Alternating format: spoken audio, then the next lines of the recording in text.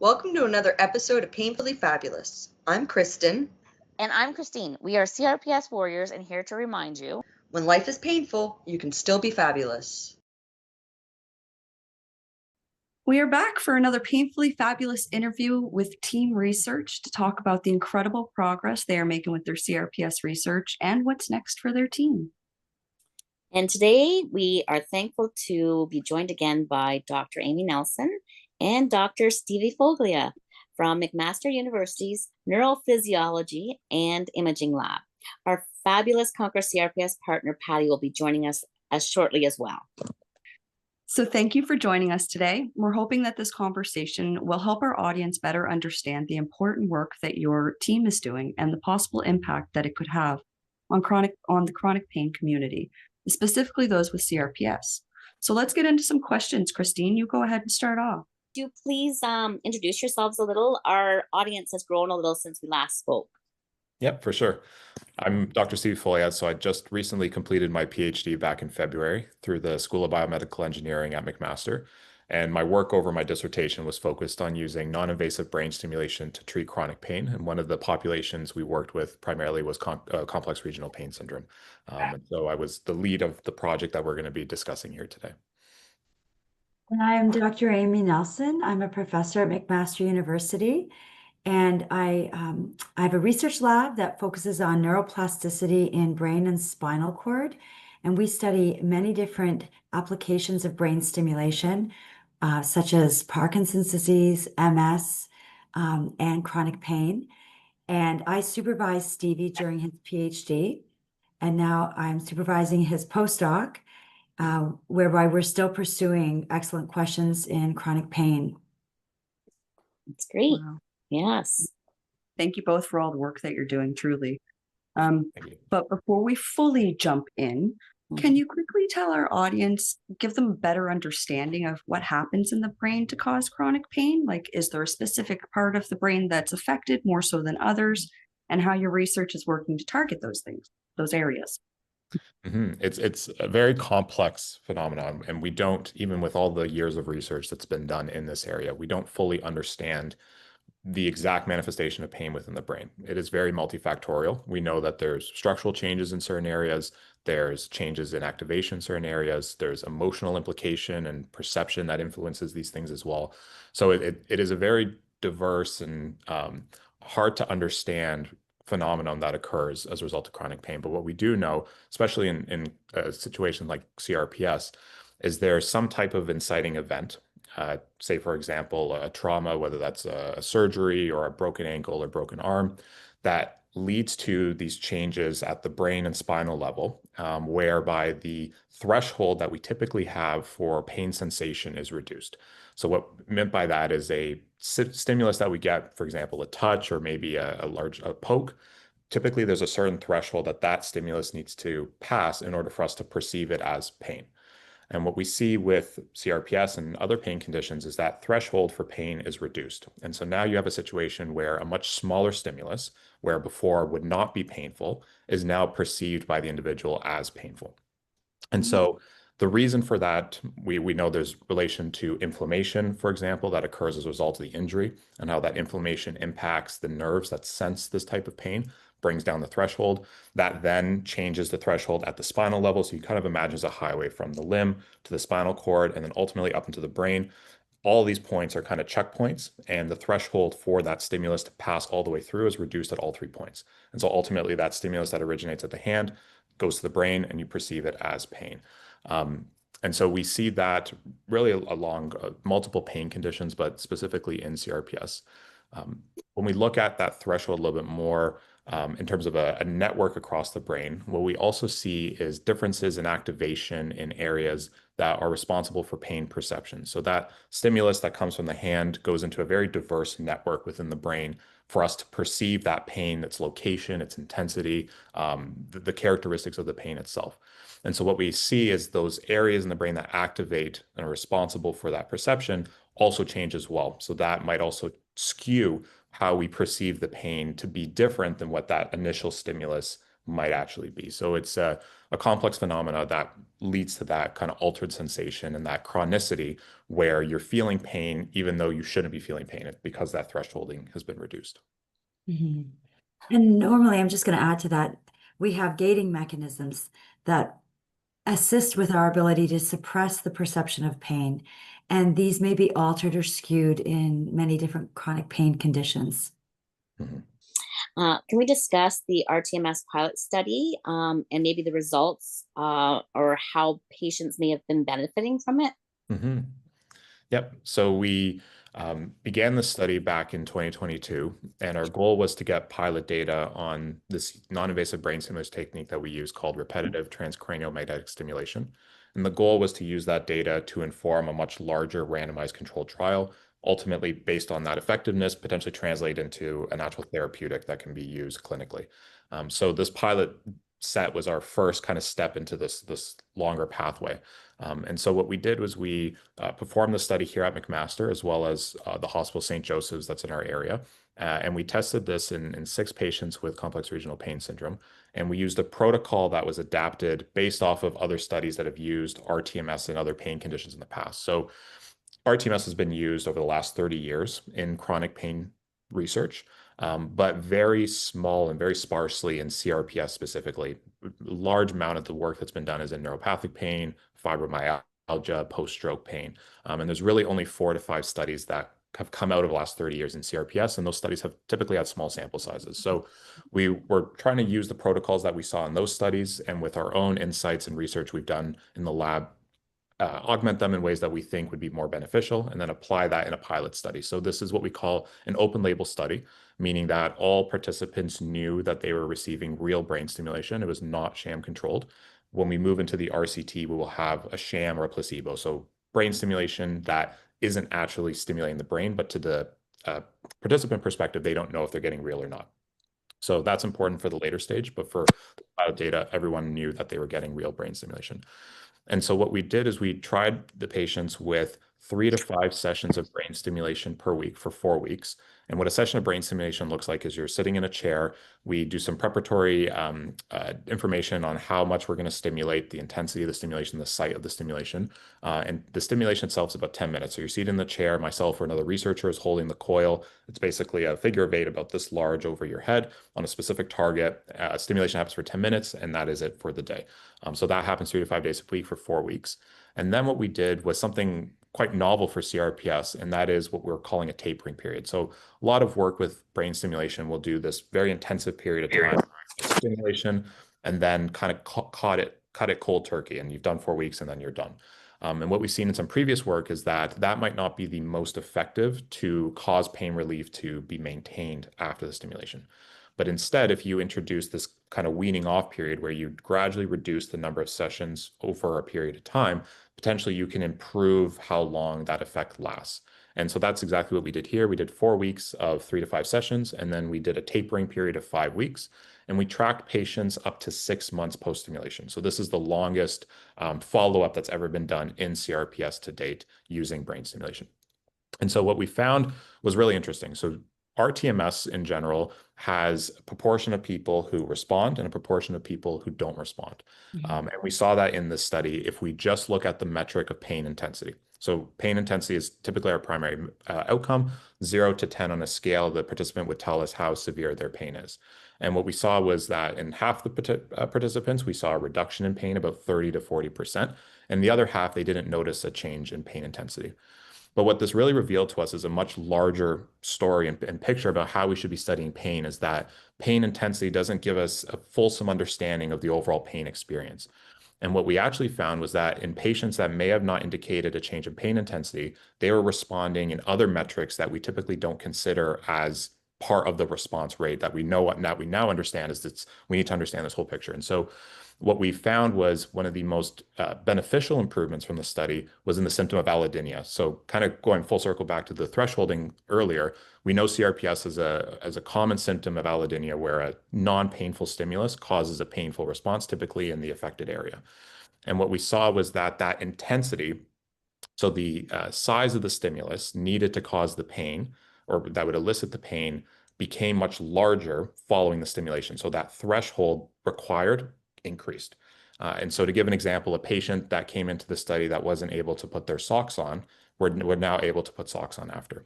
And so to us, it really opened our eyes to understanding that this pain intensity metric is important, but it is very narrow picture to how we should understand the overall pain phenomena, especially in a condition CRPS that is very multifactorial in terms of its symptomology. And this is the first study to show that influence on allodynia as a result of rTMS in pain, but also in CRPS. So we're very excited by that finding. Aimee, Stevie, can we show, I'm sorry, I was just going to mention, Stevie, can we show some figures Yes. of that data now? And I think that would really help explain the changes, especially around the allodynia. Yes, let me pull it up right now. Thank you so much. That's greatly appreciated because I know personally allodynia it's my least favorite symptom. It's not fun. Oh, Okay, thank you, Stevie. if we can go through even these scales and Yes. anything like So that. I'll start with the allodynia scale. So this is what we call the rainbow pain scale.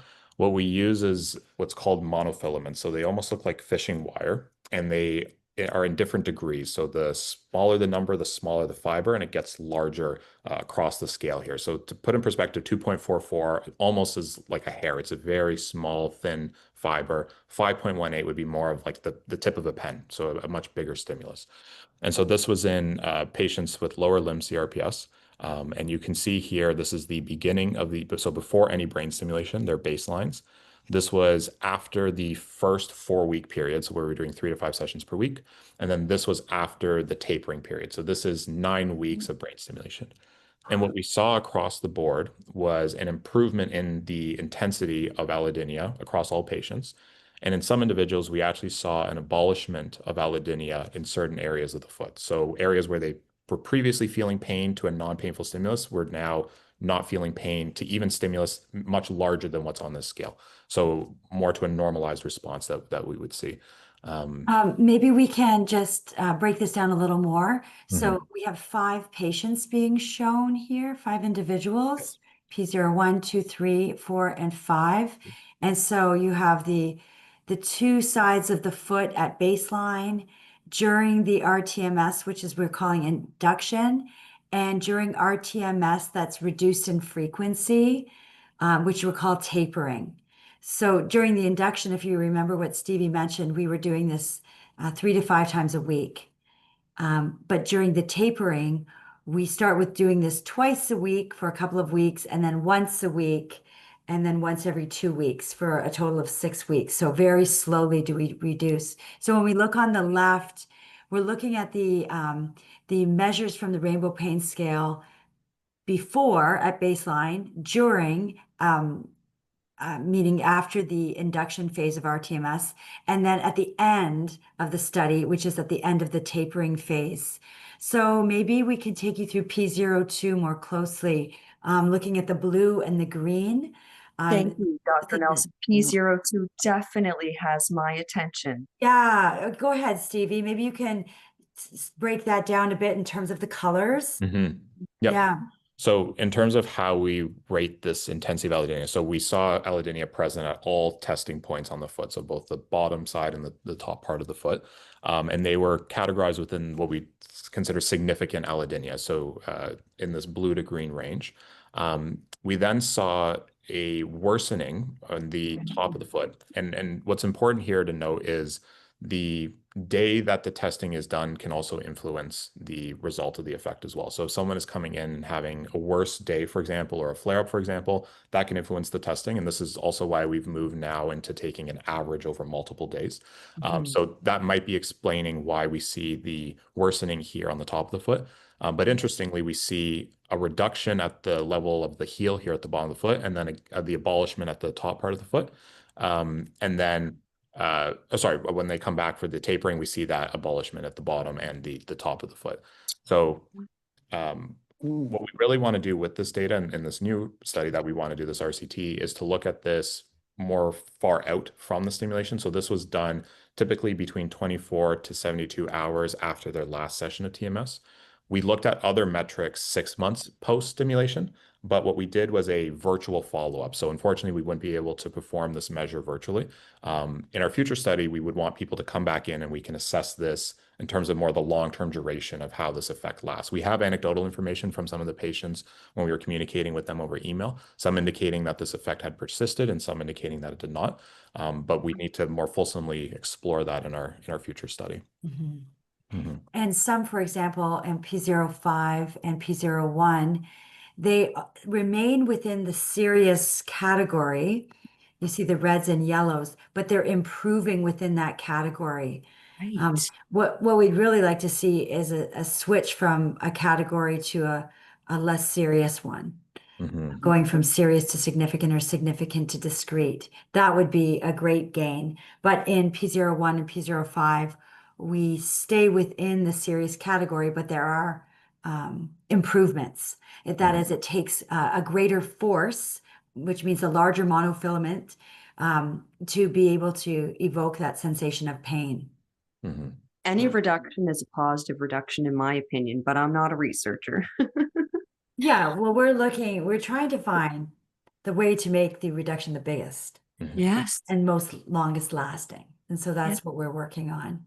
That's kind of a segue into the study that we are doing now, but maybe there are a few more results Stevie could show here. Yep. So this was in a patient with upper limb CRPS in the right hand. So similar measures, we looked at the palm side of the hand and also the back side of the hand. You can see here at baseline, they had allodynia in the fingertips and on the right side of the top part of the hand, and then the whole palm on the bottom, and then out down into the forearm on the bottom. And so similarly, we're looking at after the 4-week period and then after the tapering. So this is after 9 weeks of TMS, and we're seeing an abolishment at the hand level all the way as soon as 4 weeks of stimulation, and then a gradual reduction in the forearm throughout the time course of the study. And this patient, we did follow up with more over email and had more communications with them, and we do know that this effect, although it's not included in the research because it's anecdotal, but anecdotally the effect did last up to the 3-month period that we had followed up this patient with at that time.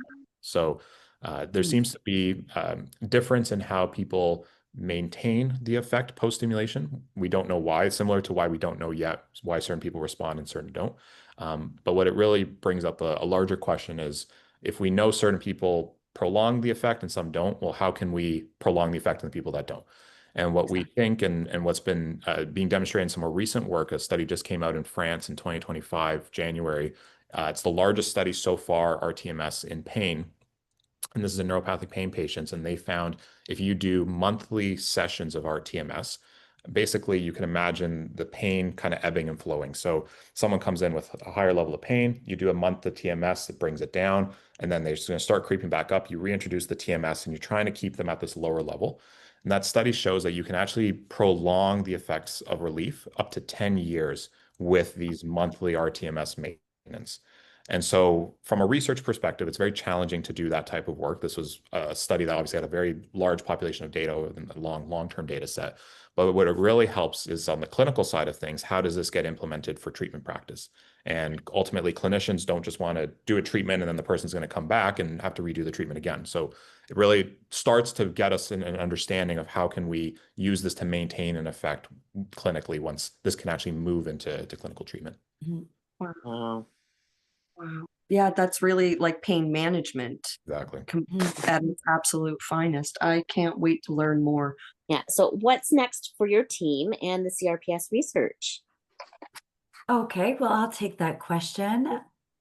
So we recently received funding from the Institute of Pain Research and Care at McMaster University for a small study that we are conducting in individuals that have complex regional pain syndrome. Now, this study is really going to advance the way we deliver brain stimulation.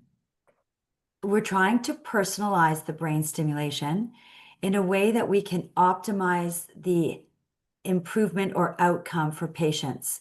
So the way we're going to do this is we're going to use brain EEG. Have you heard of encephalography? Right? So these are electrodes placed on the scalp, and it records oscillatory activity of brain waves as an individual is relaxed or perhaps doing a movement. We are going to deliver brain stimulation at very specific components of the EEG signal. So in my lab, we have some very talented engineers. Stevie is one of them, but we have another as well who are working on a way to extract certain features of the EEG signal and use that information to deliver the brain stimulation at a very precise time. So we think with this temporal precision, that is the timing precision between the EEG signal and the TMS pulse being delivered into the cortex, that we will, in a way, increase the opportunity to create neuroplasticity in these circuits. So that's what we're working on. Now, this is a real technical advance compared to our previous study where we didn't use any EEG. So in the previous work, Stevie alluded to the idea that some people respond to TMS and other people don't respond. Well, we think that one of the reasons why some people don't respond to TMS is that we are essentially delivering the brain stimulation blindly. We aren't certain where the brain waves are when we're delivering it because we've never looked to check where the brain waves are at. So the idea with this study is to get a measure of where brain waves are and use that information to automatically trigger the TMS delivery. And so this is a brain-computer interface that we're working on that will allow this to happen. So over the course of the next 8 months, we're going to run this study in 2 populations. One is a population that does not have CRPS, and another is a population with CRPS. We are quite certain we can do this very well in people without CRPS. But where we're not certain is how well we can do it with CRPS.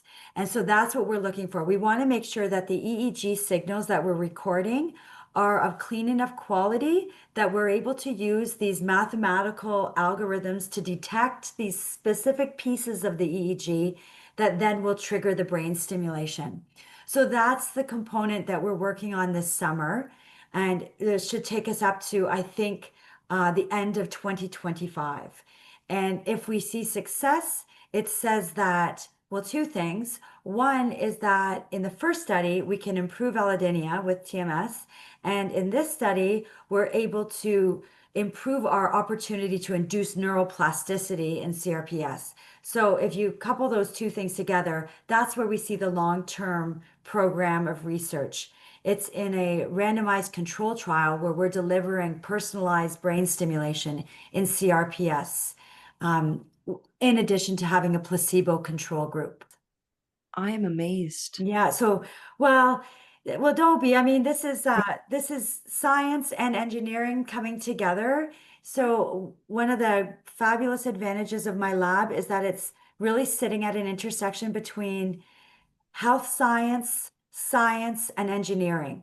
And so the graduate students and the trainees in the lab, postdocs like Stevie, are able to understand all of these fields and contribute in their own expertise, but work with other expertise within the lab. And it makes a huge difference.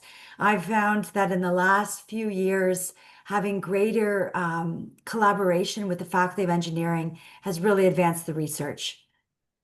I could imagine it's making a huge impact, and not only in your clinic and in your study, but what you're about to do could impact CRPS patients around the world. Well, that's our hope for sure. Yeah, I mean, the brain stimulation delivered alone in the way that we've been doing this and is published in the literature is great, but it's not helping all the people. So what we're looking to do is find a way to shift people who are non-responders to TMS to become responders. And what You're a problem solver, aren't you? Yeah, oh, yes, I am.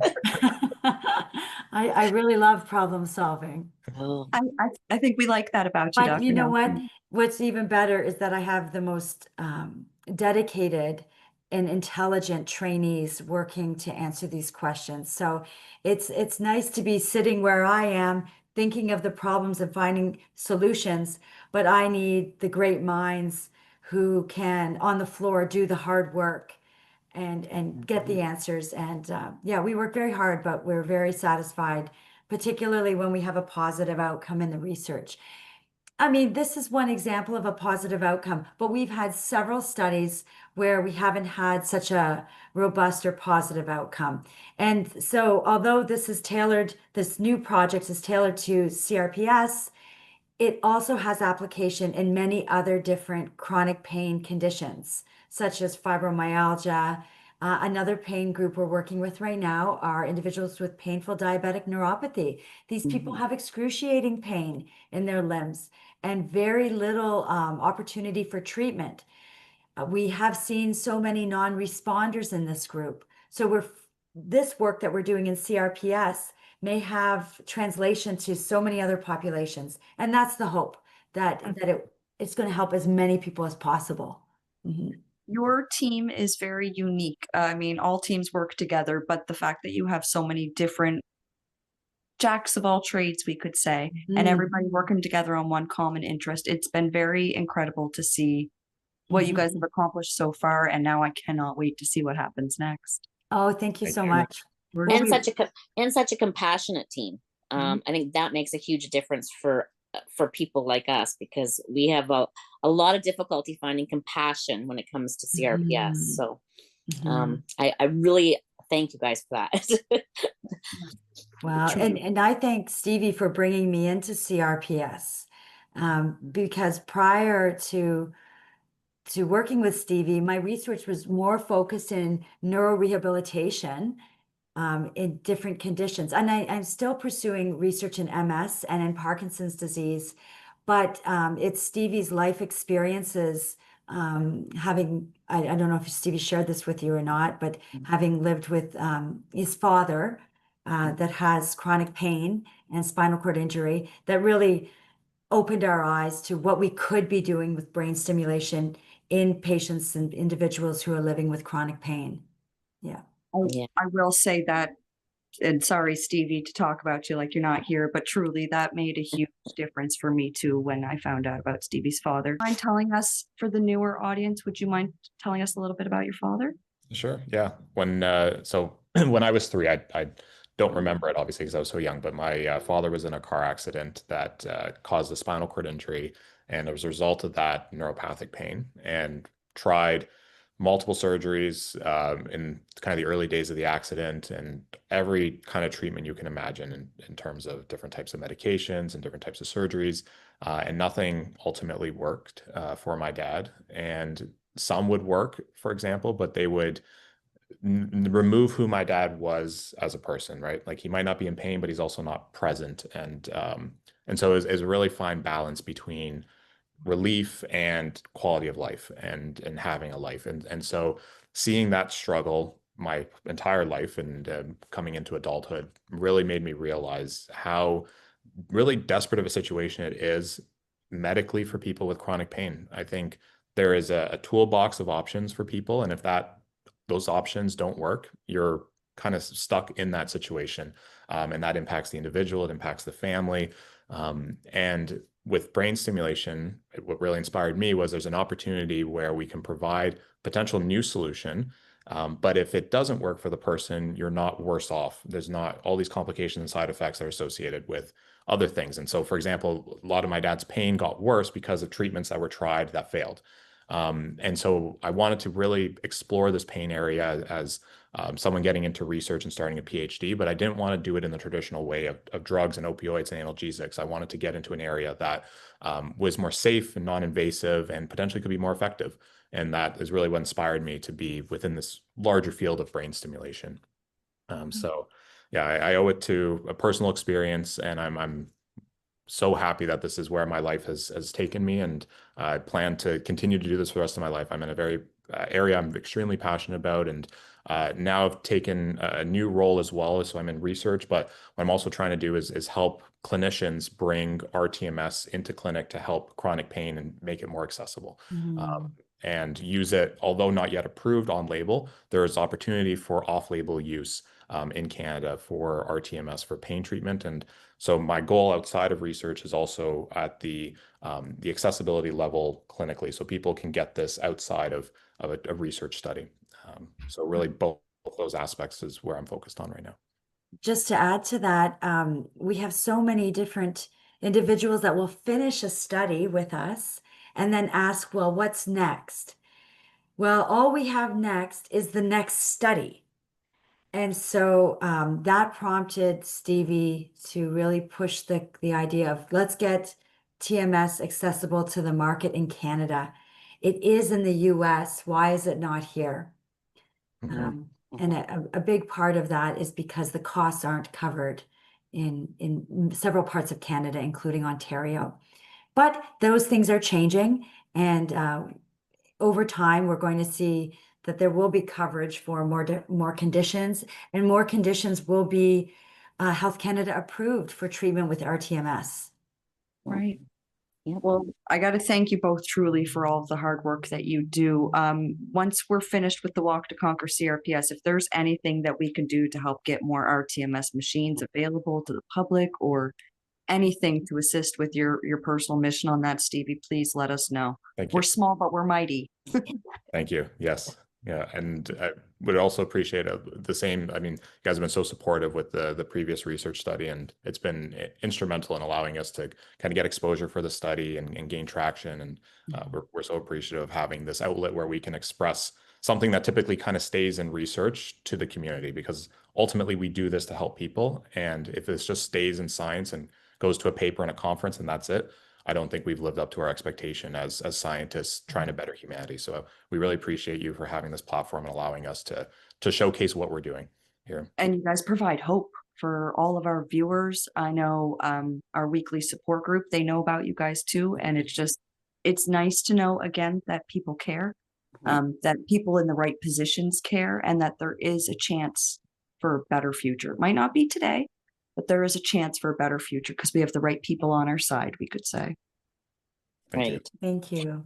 And I do have one other question. With this new study, how are you getting participants for that study? Oh, that's a good question. So we'll likely recruit from the Hamilton area. Okay.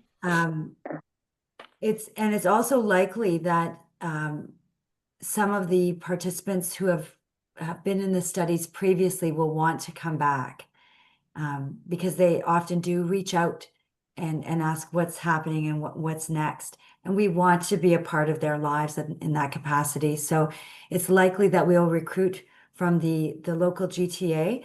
But of course, we're open to anyone who wants to participate.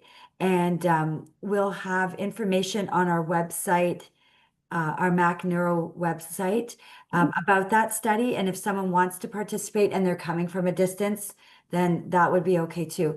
But this won't be the intervention study that someone would really like to participate in. This is a 1 or 2 sessions to see we can get the proper signals from the brain to do the job. But it's still important. It is. Very. No, it's a huge engineering technical advance if we can make this happen. We're confident we can make it happen, and that's why we're doing the research in this way. But I think most folks coming from abroad or from distant parts of Canada will want to enroll in the larger randomized control trial. And so when that's available, then that's something that I would suggest we advertise and make it accessible.